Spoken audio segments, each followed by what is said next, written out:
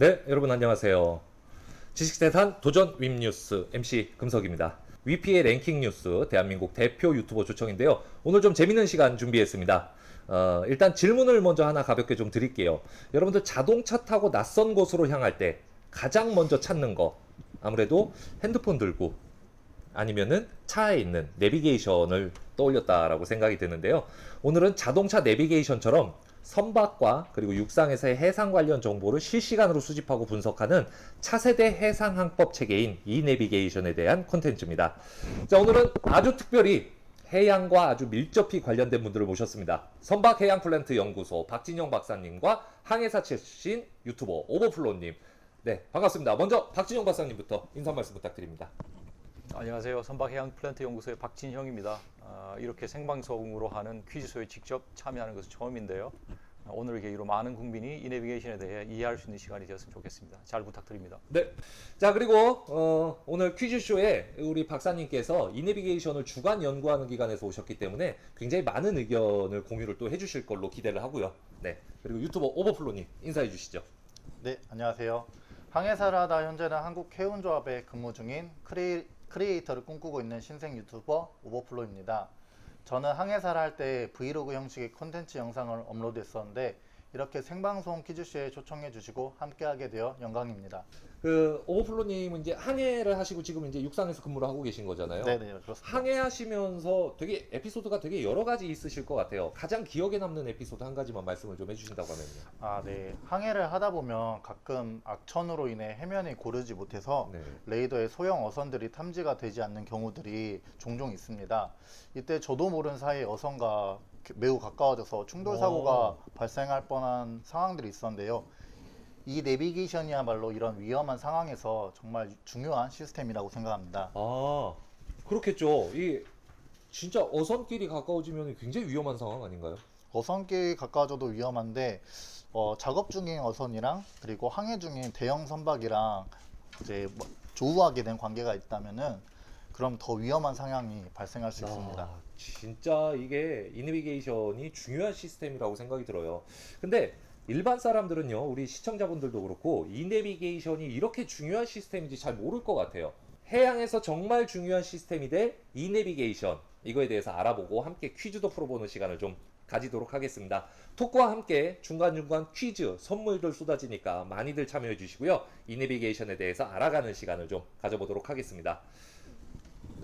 네, 저도 해운업계 종사하면서 이 내비게이션이 정말 중요한 역할을 할 것이라고 이번 기회를 통해 더 자세히 알게 되었는데요. 그런데 시청자분들은 이 내비게이션에 대해 아실지 모르겠네요. 채팅 현재 봤을 때는요, 예, 모를 것 같아요. 그냥 잘생겼어요. 오늘은 신기하네요. 오늘 많이 배울 것 같아요. 몰라요. 네, 알겠습니다. 자, 그러면은 여기서 시청자분들이 이 내비게이션을 알고 계실지 간단하게 퀴즈 한번 풀고 가도록 하겠습니다. 이 내비게이션의 정보 교환 시스템 대상으로 틀린 것은 선박과 선박, 선박과 육상, 육상과 육상, 선박과 항공기. 자, 이 중에 답은 있습니다. 자, 그러면은 정답 바로 발표해 보도록 하겠습니다. 자, 정답하면 보여주세요. 선박과 항공기가 정답이 아닙니다. 이 내비게이션은 그 정보를 교환하는 것인데 네. 정보 교환의 대상이 선박과 다른 선박, 그 다음에 선박과 육상, 그 다음에 육상에서 선박으로 정보를 보낼 수 있고 심지어 육상에서 육상끼리 정보를 교환할 수 있어요. 하지만 선박과 항공기는 해당되지가 않습니다. 네. 그래서 4S라고 합니다. ship to ship, ship to shore, shore to ship, shore to shore. 그래서 4S 통신을 지원한다. 자, 그럼 박사님, 이 내비게이션이 탄생하게 된 계기는 어떻게 되나요? 이 내비게이션이라는 게 내비게이션 자체가 생소하실 수가 있죠. 옆에 네. 항해사님이 계시지만은 뭐 저는 시스템을 개발하는 사람이에요. 그런데 이제 제가 알고 있는 바로는 옛날 사람들은 이렇게 별자리와 나침반, 지도를 이용해 가지고 내비게이션을 했었죠. 근데 바다를 통한 내비게이션 여행도 마찬가지로 해도 바다의 지도를 이용해야만 할 수가 있었고, 그래서 이제 바다의 해도를 만들어서 사용했었습니다. 그래서 네. 이제 옛날부터 나침반과 해도가 꼭 필요했었는데 아날로그 기술이 발전하면서 레이더, 종이해도, 극초단파 음성통신 등을 기반으로 내비게이션을 했습니다. 그런데 이 해도가 전제화되면서 GPS, 그 다음에 정보통신 기술 등 첨단 기술과 결합해서 이 내비게이션이 탄생하게 됐습니다. 그래서 바다엔 이 내비게이션, 육상엔 땡맵 그렇게 보시면 됩니다. 바다엔 이내비게이션, 예. 육상에는 맵. 예. 네. 그럼 내비게이션이라는 용어가 배항의 내비게이션을 뜻하는 단어에서 비롯됐는데 혹시 알고 계셨나요? 저는 오늘 굉장히 멍청해지는 것 같습니다. 몰랐어요. 원래 그러니까 내비게이션이 육상에 이렇게 다니는 게 아니고 항해라는 뜻인 거죠? 네, 항에서 네. 비롯됐습니다. 자동차 내비게이션보다 그 네. 선박 내비게이션이 역사적으로 먼저 나왔습니다. 네. 예. 오늘 새로운 사실 지식들로 머리를 꽉꽉 채워가고 있습니다. 자, 그러면은 여기서 퀴즈 하나 더 풀어보고 가도록 하겠습니다. 네. 이 내비게이션은 언제부터 시작됐을지. 자, 문제 주세요. 자, 이 내비게이션은 언제부터 시작됐을까요? 정답은 3번. 2006년입니다. 역사가 사실 그렇게 오래되지는 않았네요. 예, 뭐 14년, 15년이죠. 네네. 예, 그 중에서 우리나라는 그 세계적으로 봤을 때 최초로 이 내비게이션을 국민들에게 제공해 주는 국가입니다. 오. 세계 최초로. 네네네. 자, 바다를 위한 내비게이션. 원래 내비게이션이 바다를 위한 거죠. 저는 내비게이션 하면은 자동차를 아까 말씀드린 것처럼 떠올렸어요. 이 자동차의 내비게이션이 있듯이 바다에서도 선박을 위한 이 내비게이션이 있는 거다. 예, 이런 거잖아요. 예, 맞습니다. 네네. 그 넓은 바다에서 선박이 가는 길에 내비게이션이 필요하냐 하실 수 있겠지만은 이 내비게이션은 해양 사고 예방을 위해서 꼭 필요한 시스템입니다. 넓은 아. 바다에서도 사고는 납니다. 그쵸. 네. 야, 이게 정말 중요한 것 같아요. 자, 그러면은 시청자분들은 이 내비게이션이 필요하다고 생각하는 가장 큰 이유가 뭘지 궁금하지 않으세요? 네. 궁금합니다. 자, 시청자분들도 잘 보고 계시죠? 자, 이제 설문 퀴즈를 통해서 의견을 좀 나눠볼 텐데요. 자, 문제 나오면요. 여러분들이 생각하는 답을 그냥 해주시면 됩니다. 이 내비게이션이 필요하다고 생각하는 가장 큰 이유는 뭐라고 생각하는지, 최적 항로 안내, 해양 사고 방지, 신속한 입출항 수속, 기상 정보 분석. 자, 우리 오버플로님 같은 경우는 뭐가 가장 필요할 거라고 생각이 드세요? 제가 말씀드린 네. 정답. 뭐 정답이 돼도 괜찮습니다. 어차피 시간은 이제 다 지나갔으니까요. 네네. 네.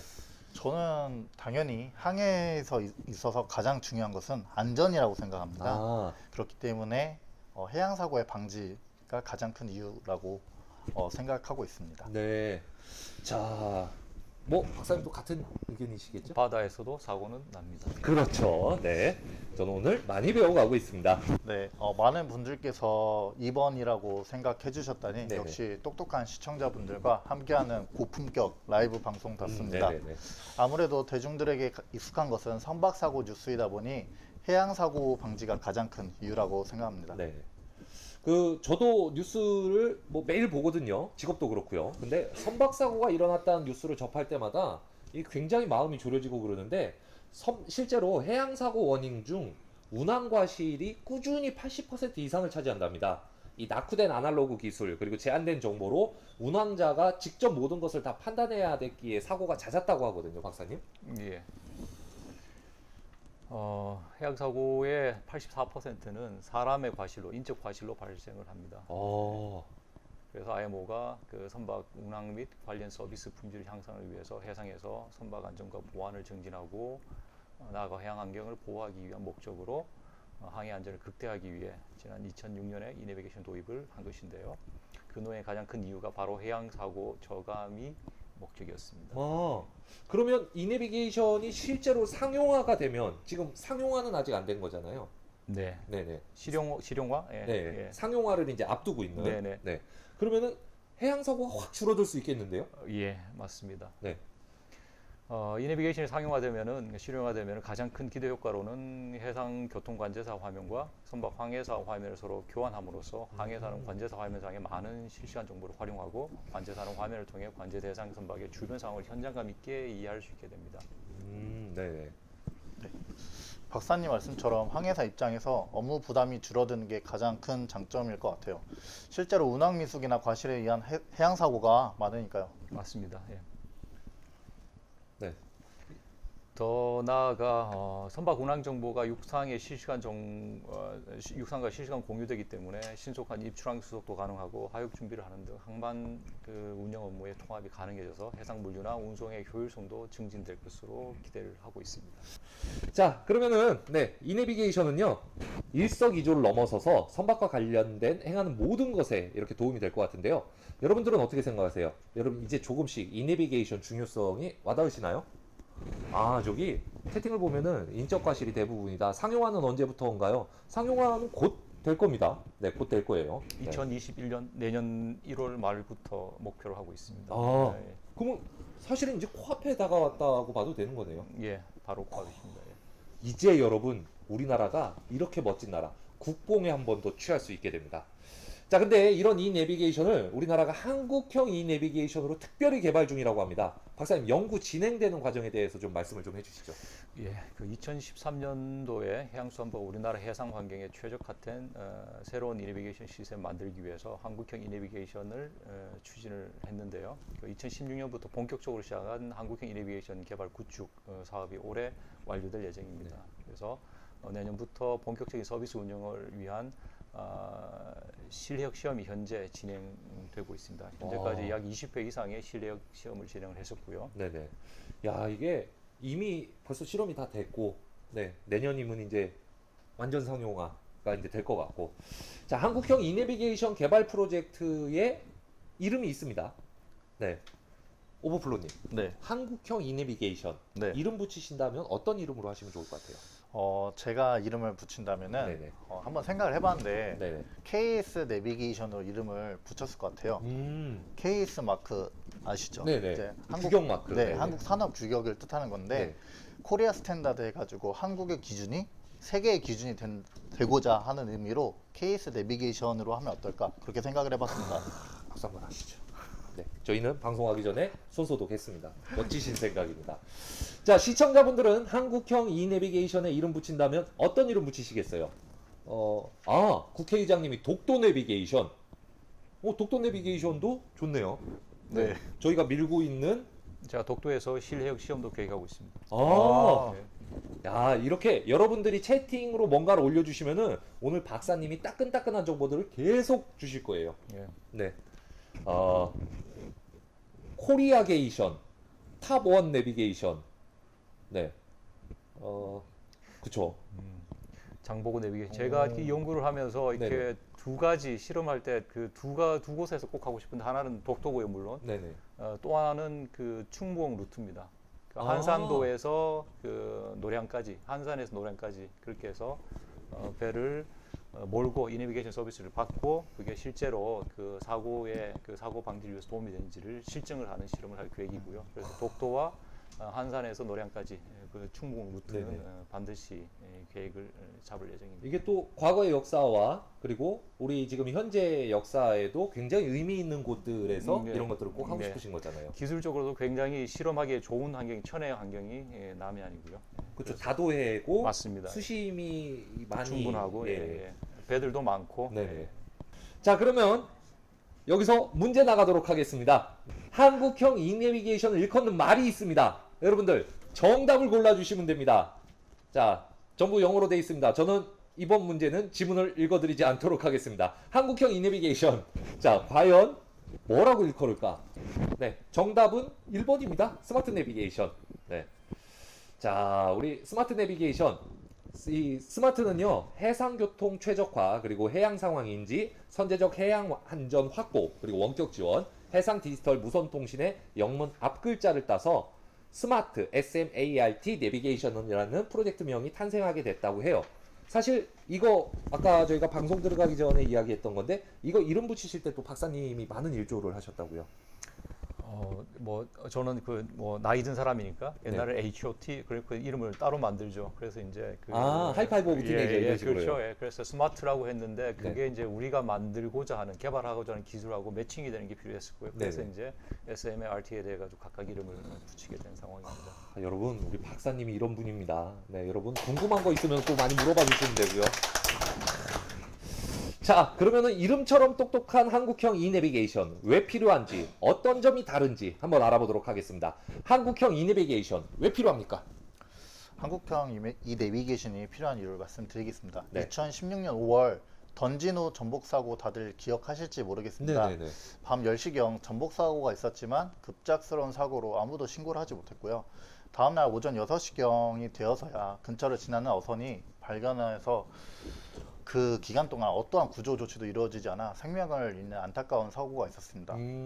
사실 최근 몇 년간 거의 모든 사람이 스마트폰을 사용하면서 초연결 사회를 논의하고 있긴 하지만 아직 해상에서는 이러한 서비스가 충분히 제공되지 못하고 있습니다. 예, 맞습니다. 그런 안타까운 사고를 줄이기 위해서 한국형 이내비게이션 사업을 시작을 했습니다.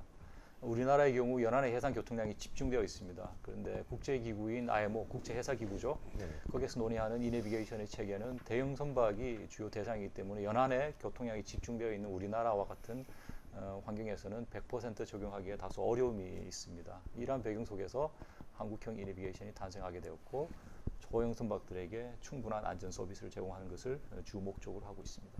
그럼 박사님 말씀에 따르면은 IMO에서 논의하는 이내비게이션은 그 한국형 이내비게이션이 추구하는 방향하고는 약간 좀 다른 거네요.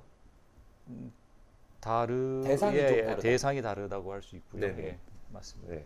그러니까 저쪽은 이제 큰 선박들 대상이고, 한국형 이내비게이션은 IMO의 내비게이션을 포함을 하면서 네네. 정확히는 이렇게 분리되어 있는 것이 아니고요. 이내비게이션은 그 한국형 이내비게이션, IMO 이내비게이션을 포함하면서 소형 선박도 추가적으로. 그런데 이 비중이 워낙 사고 비중도 많고 하다 보니까 작은 선박들을 더 중요하게 다루는 그런 이내비게이션 서비스입니다. IMO 이내비게이션도 100% 지원합니다. 네. 이렇게 또 따끈따끈한 정보를 제가 알아냈습니다. 여러분, 제가 오늘은 무식한 게 이렇게 자랑스러울 수가 없습니다. 자, 문제. 한국형 이내비게이션은 기존의 이내비게이션의 논솔라스 선박 대상 서비스를 추가적으로 제공을 합니다. 아래 항목 중 논솔라스에 포함되는 것은 무엇일까요? 포함되는 것은. 제가 이것 때문에 꼭 그 여쭤본 것처럼 박사님한테 여쭤본 것처럼 그런 문제가 나오게 됐어요. 자, 미래를 보시는 눈이 있으시네요. 아유, 네. 고맙습니다. 제가 머리는 나빠도 미래는 볼 수 있는 것 같습니다. 자, 힌트는요. 네, 문제는 이미 다 푸셨네요. 네, 힌트는 이미 이렇게 나간 것 같고요. 자, 정답하면 한번 보여주실까요? 정답하면은 1번입니다. 1번 어선. 논솔라스는 어선과 같은 연안 소형선인데요. 네네. 국제적인 이 내비게이션은 한국의 해상 환경과 일부 맞지 않는 국제항해에 종사하는 여객선 및 300톤 이상의 화물선을 일컫는 솔라스 선박을 대상으로 한다고 합니다. 네네네. 박사님 말씀처럼 우리나라는 연안에 교통량이 집중되어 있어 네. 소형 선박들의 사고가 잦아 논솔러스 선박 대상의 서비스를 추가한 한국형 이 내비게이션은 꼭 필요하다고 볼 수 있습니다. 그럼 박사님, 이 연안에서 아까 사고가 잦다고 이야기는 해주셨는데 어느 정도로 잦은 편인가요? 우리나라 해상 사고의 경우 연안의 중소형 선박이나 어선의 사고가 전체의 70% 이상을 차지합니다. 70%면은 엄청나게 많은 건데요.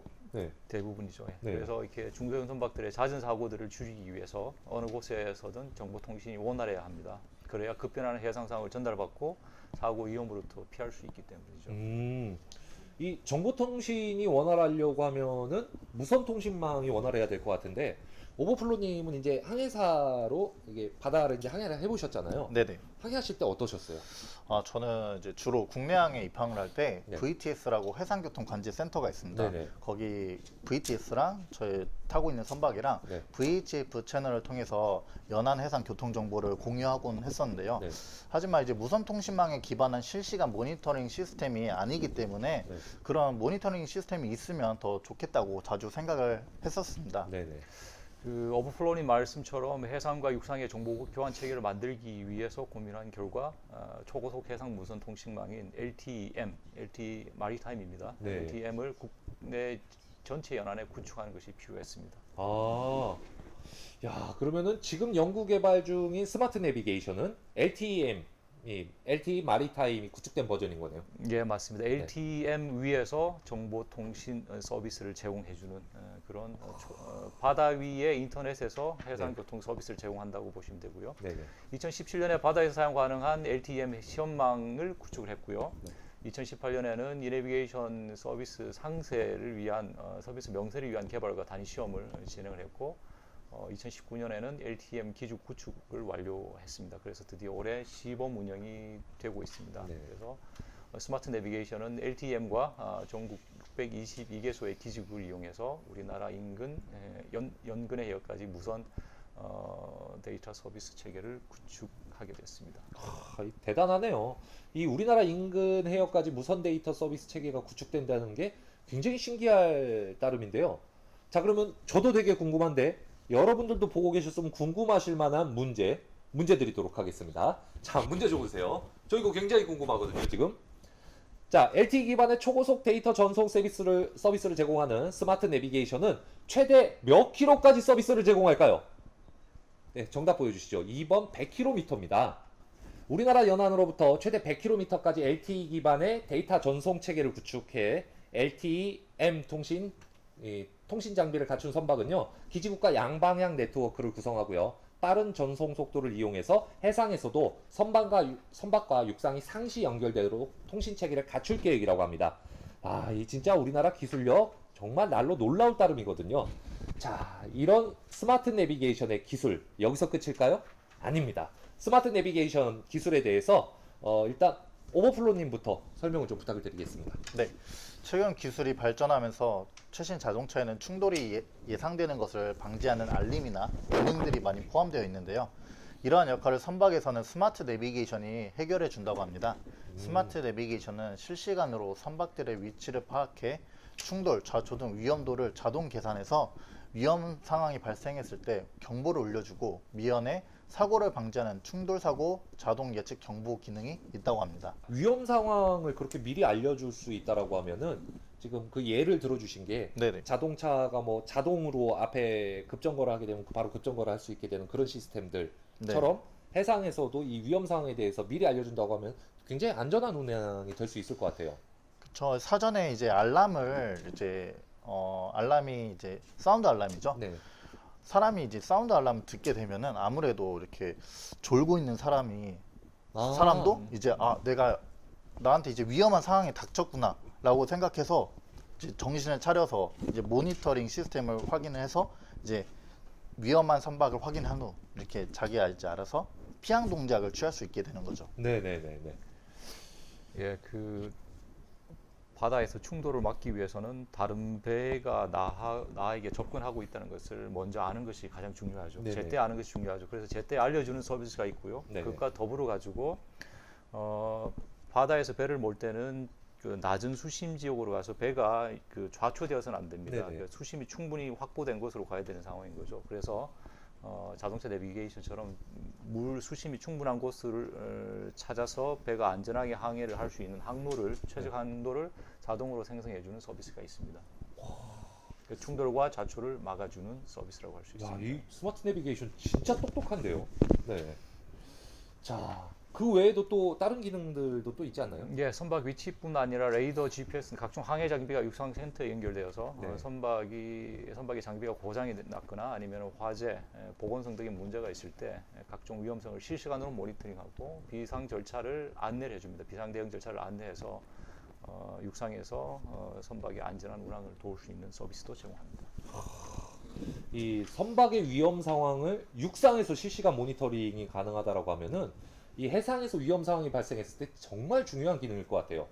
그러면은 기상 정보, 이 안전 정보 같은 거는 어떻게 관리를 하나요?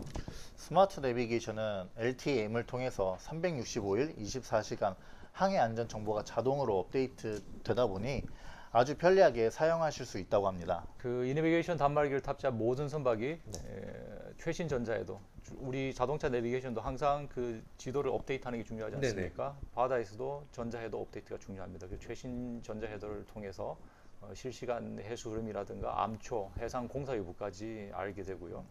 또 해도 정보 변경 사항을 받을 수 있는 소형 선박용 실시간 전자해도 서비스도 가능합니다. 스트리밍 서비스도 가능하죠. 이게 여러분은 어떻게 생각하세요? 이게 저는 오늘 그 상식이 다 파괴되는 느낌이에요. 왜냐하면 저는 내비게이션 하면 그냥 자동차 내비게이션이 끝이었거든요. 오늘 이 내비게이션 두 분 말씀하시는 거 들으면서 이 내비게이션의 범위를 넘어서서 기술이 정말 굉장한 것 같다라는 생각이 들거든요. 아직 끝이 아닙니다. 선박의 입출항 정보와 기상이나 교통, 예선 정보 등을 제공해줘서 도선 중 선박의 부두 충돌과 같은 위험 상황을 자동 예측해서 도선사의 업무 편리 또한 돕는다고 합니다. 야, 이 정도면은 완전히 해결사인데요. 네. 이 내비게이션이 인적 과실을 줄여준다는 말이 진짜 사실인 것 같아요. 이 업무에 대한 부담을 줄여서 과실에 의한 해양 사고를 방지하는 거잖아요. 예, 이해가 빠르시네요. 네네. 예, 그 마지막으로 기상청이나 국립해양조사원 이렇게 바다의 수심을 측정하는 곳입니다. 국립해양조사원에서 수집하고 분석한 자료와 연계된 서비스로서 항해할 때 필요한 안전 정보를 통합적으로 조회하고 해도를 보면서 운항할 때 한눈에 볼 수 있도록 시각화해서 실시간 제공되는 해양 안전 정보 제공 서비스도 있습니다. 진짜 좋은 기능들이 너무 많아요. 저는 오늘 문화 충격입니다. 스마트 내비게이션 가격을 물어보시는 분도 계셨고요. 저 가격은 아직까지 뭐 얼마나 하나요? 정부에서 네. 스마트 내비게이션 도입을 활성화하기 위해 가지고 특정 규모의 보조금을 제공을 합니다. 네. 아마 제가 알기로 어민분들이나 사용하시는 분들은 180만 원을 내시면은 네. 해상에서 해상교통 서비스를 다 받을 수 있고 단말기도 받으실 수 있는 수준이 됩니다. 그래서 180만 원이면은 바다에서 안전이 담보된다 이렇게 그리고 말씀드릴 수 있습니다. 이게 한번 구입을 하면은 계속 이제 업데이트하면서 자동으로 전자해도가 업데이트되고 실시간으로 정보가 제공이 되고요. 네네네. 자, 여기서 그러면 또 경품 걸려 있는 깜짝 OX 퀴즈. 자, 그러면은 바로 문제를 한번 보도록 하겠습니다. 자, 7번째 문제 OX 퀴즈 주세요. 자, 스마트 내비게이션은 모바일로 사용이 가능할까요? 박사님 정답이 뭐죠? 가능합니다. 예. 오. 자, 한국형 이내비게이션 서비스가 시작되면 모바일 앱을 통해서도 실시간 스트리밍 서비스 이용이 가능하다라고 합니다. 이게 진짜 알면 알수록 놀랍거든요. 이런 스마트한 서비스들이 접목됐다고 하니까 앞으로 효과 또한 기대가 또 됩니다. 공감합니다. 네. 해상에서 정보 접근성을 확보하고 해상 사고를 줄이는 교통 안전 관리 체계가 확보되길 기대합니다. 예, 단순히 해상 내비게이션의 개발을 넘어서서 국제 협력 체계가 강화되어서 국가 경쟁력을 높이고 또 해상 안전 분야에서 새로운 시장을 창출해서 해양 산업의 원동력으로서 ICT 융복합 시장을 확장할 수 있도록 최선을 다하겠습니다. 네, 알겠습니다. 좋은 말씀들 감사합니다. 한국형 이내비게이션 개발로 해양 사고가 줄어들고 인명 피해가 줄어들 수 있다면요. 우리 해양 문화에서 4차 산업을 선도할 수 있을 뿐 아니라 우리에게 조금 더 안전한 바다를 안겨줄 수 있을 것으로 이렇게 기대가 됩니다. 자, 지금까지 바다의 똑똑한 길잡이 이내비게이션에 대해 알아봤는데요. 이렇게 끝내기 아쉬우니까 마지막 퀴즈 한 문제 더 드리도록 하겠습니다. 자, 마지막 퀴즈 굉장히 쉽습니다. 자, 문제 주세요. 자, 이내비게이션을 세계 최초로 상용화시키는 국가는 어디일까요? 정답은 네, 대한민국입니다. 박사님, 이 설명 다시 한번 좀 부탁드리겠습니다. 예, 앞서 말씀드린 대로 2021년부터 세계 최초로 우리나라가 이내비게이션 서비스를 시행할 예정입니다. 이를 통해서 대한민국의 기술 개발 역량과 해양 디지털 강국으로서의 면모를 전 세계에 보여줄 수 있을 것이라고 생각을 하고 있습니다. 우리 브랜드가 이 전 세계 스마트 해양 교통 체계의 롤 모델이 될 것 같아요. 맞습니다. 예. 굉장히 자랑스럽습니다. 자, 오늘 이렇게 해양과 아주 밀접한 두 분과 이내비게이션에 대해서 알아보고 퀴즈도 풀어봤는데요. 시청자분들의 적극적인 참여를 통해서 1회차 이내비게이션 퀴즈쇼가 마무리돼 갑니다. 오늘 토크쇼를 위해서 어려운 발걸음 해주신 두 분의 인사 듣고 마무리하도록 하겠습니다. 오버플로님 먼저 인사 좀 부탁드리겠습니다. 네, 이런 자리에 박사님과 함께 참석하게 되어 굉장히 영광이었고 저 또한 한국형 이 내비게이션의 중요성도 배우고 우리나라의 기술이 또 전 세계 최초로 시행된다고 하니 자랑스러움과 동시에 뿌듯함을 느끼고 가는 것 같습니다. 혹시 또 기회가 되어서 초대해 주신다면 더 많은 이야기를 할 수 있도록 준비해 오도록 하겠습니다. 감사합니다. 네, 오버플로님 고맙습니다. 자, 박사님도 한 말씀 부탁드리겠습니다. 이렇게 한국형 이내비게이션을 국민 여러분들과 함께 소통하는 시간을 가지게 돼서 너무 뜻깊은 시간이었던 것 같습니다. 우선 우리 기술이 확산되고 세계 해양 안전에 기여할 수 있도록 국제 해양 디지털화에 앞장서서 세계로 K 바다 안전을 알리도록 노력하겠습니다. 오늘 수고해주신 두 분도 감사드립니다. 고맙습니다. 감사합니다. 네, 고맙습니다.